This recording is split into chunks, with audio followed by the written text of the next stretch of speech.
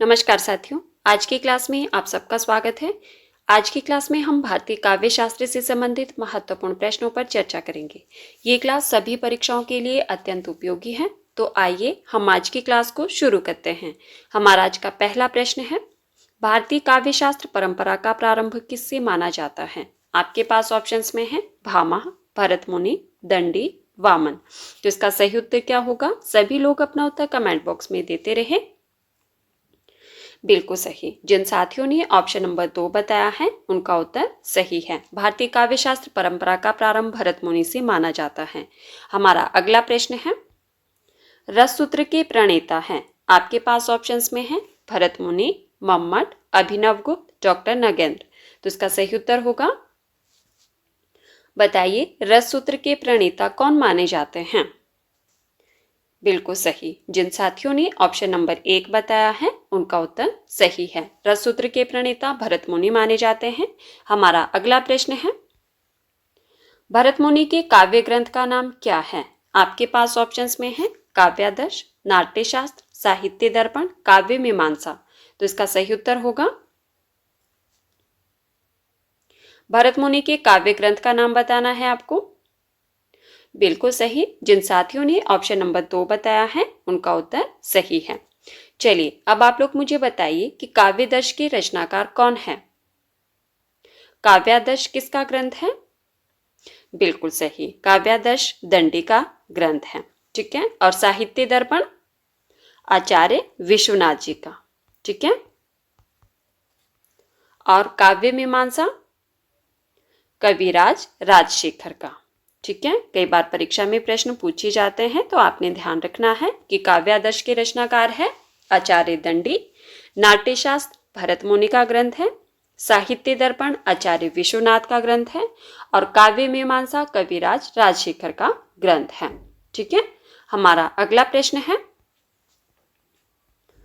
वह कौन सा काव्य हेतु है जिसके अभाव में काव्य रचना संभव नहीं है? प्रश्न को ध्यान से सुनिए। प्रश्न में पूछा गया है कि वह कौन सा काव्य हेतु है जिसके अभाव में काव्य रचना संभव नहीं है। आपके पास ऑप्शंस में है अभ्यास, व्युत्पत्ति, प्रतिभा या इनमें से कोई नहीं। तो इसका सही उत्तर होगा, बिल्कुल सही। जिन साथियों ने ऑप्शन नंबर 3 बताया है उनका उत्तर सही है। ठीक है। प्रतिभा के बिना काव्य रचना संभव नहीं है। आपने ध्यान रखना है इस बात का। हमारा अगला प्रश्न है, निम्न में से रससूत्र कौन सा है? आपके पास ऑप्शंस में है रमणीयार्थ प्रतिपादकः शब्दः काव्यम, वाक्यम रसात्मकम काव्यम, विभाव अनुभाव व्यभिचारी, संयोगादृश निष्पत्ति या उपयुक्त में से कोई नहीं। तो बताइए इसका सही उत्तर क्या होगा? इनमें से रससूत्र कौन सा है?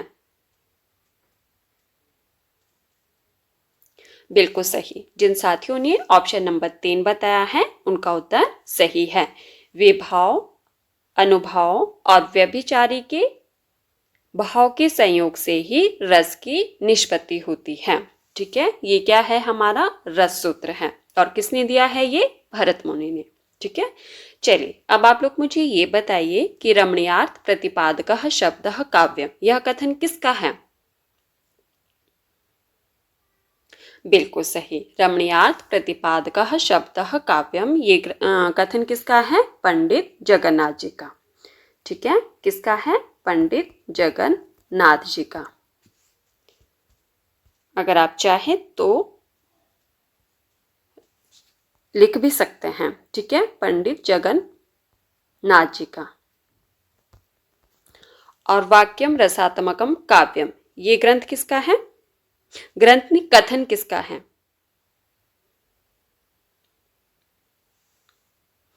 बिल्कुल सही। किसका है? आचार्य विश्वनाथ जी का। हमारा अगला प्रश्न है, नाट्यशास्त्र के विषय में असंगत कथन है। आपको बताना है कि नाट्यशास्त्र के विषय में असंगत कथन कौन सा है।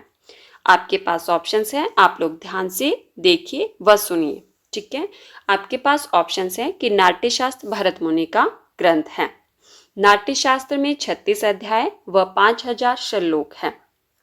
नाट्यशास्त्र के 36वें अध्याय में भरत मुनि ने साहित्यिक समीक्षा के मानदंडों की चर्चा की है। और ऑप्शन नंबर 4 है कि नाट्यशास्त्र के 16वें अध्याय में भरत मुनि ने वाचिक अभिनय के संदर्भ में 4 अलंकारों, 10 गुणों एवं 10 दोषों का वर्णन किया है। तो बताइए इस प्रश्न का सही उत्तर क्या होगा। आपको बताना है कि नाट्यशास्त्र के विषय में असंगत कथन कौन सा है।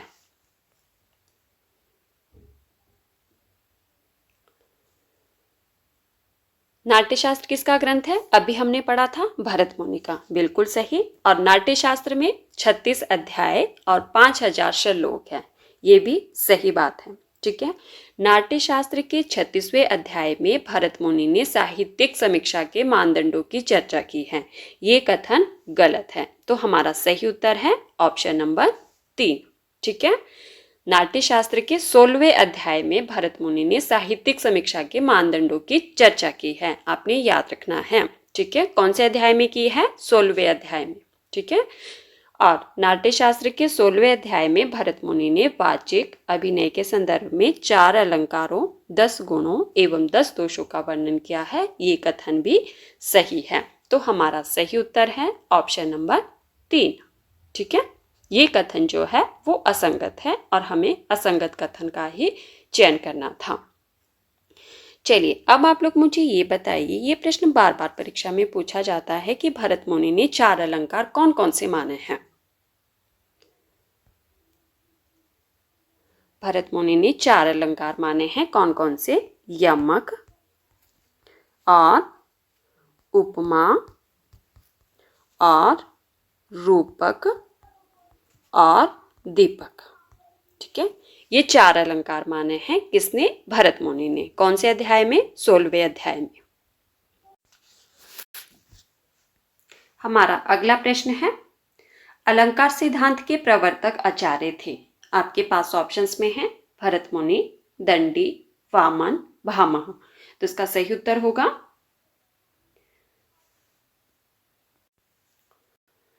बिल्कुल सही। जिन साथियों ने ऑप्शन नंबर 4 बताया है उनका उत्तर सही है। अलंकार सिद्धांत के प्रवर्तक आचार्य कौन थे?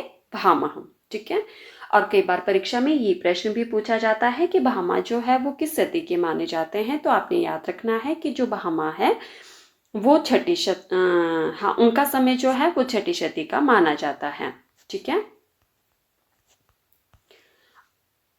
और इनके ग्रंथ का नाम क्या है? बताइए। भामा के ग्रंथ का नाम? काव्यालंकार। ठीक है। हमारा अगला प्रश्न है, नाट्यशास्त्र को पंचम वेद किसने कहा है?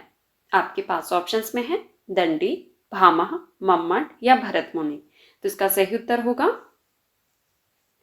नाट्यशास्त्र, जो कि भरत मुनि जी का ग्रंथ है। आपको बताना है कि इसे पंचम वेद किसने कहा है।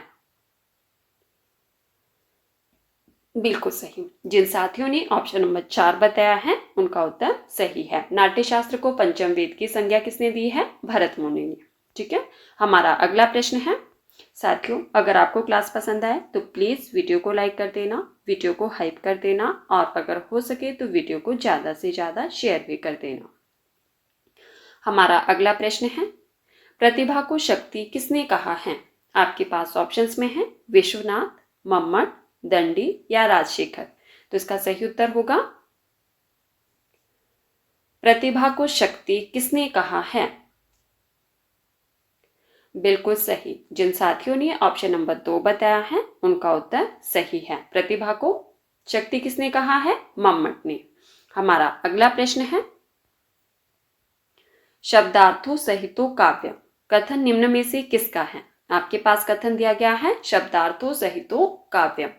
ये कथन किसका है? आपके पास ऑप्शंस में है दंडी, भामह, मम्मट या वामन। तो इसका सही उत्तर होगा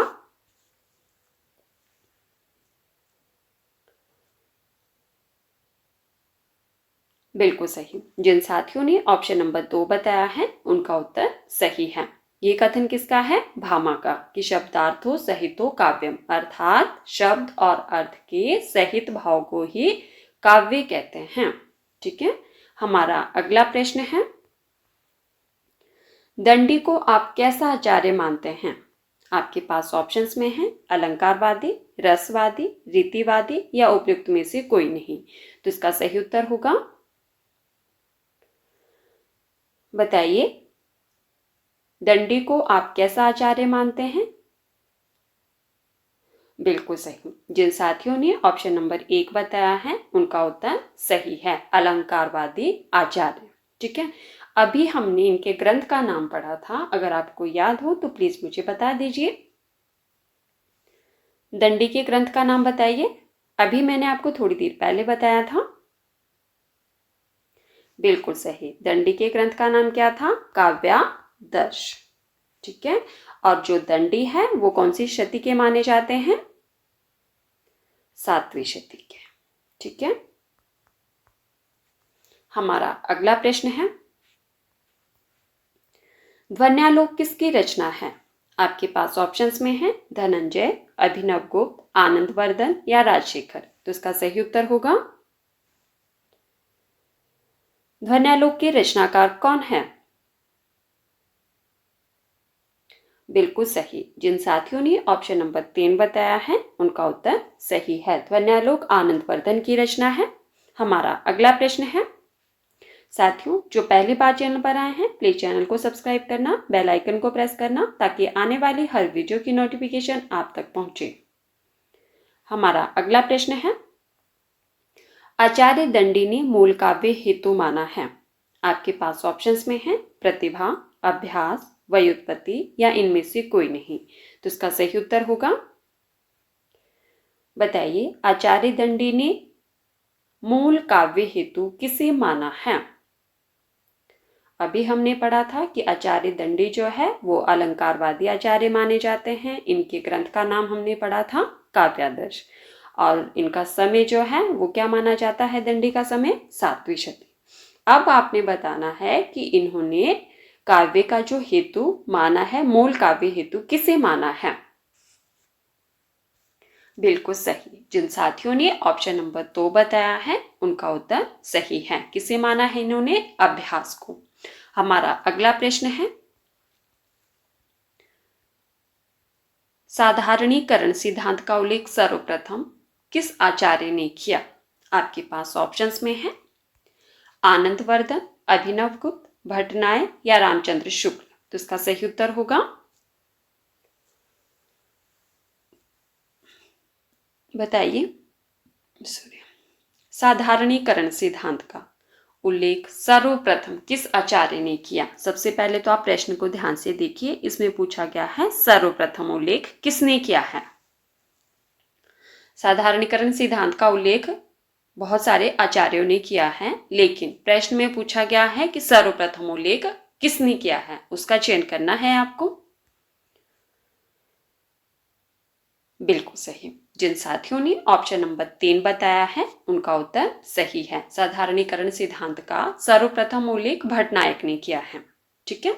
हमारा अगला प्रश्न है,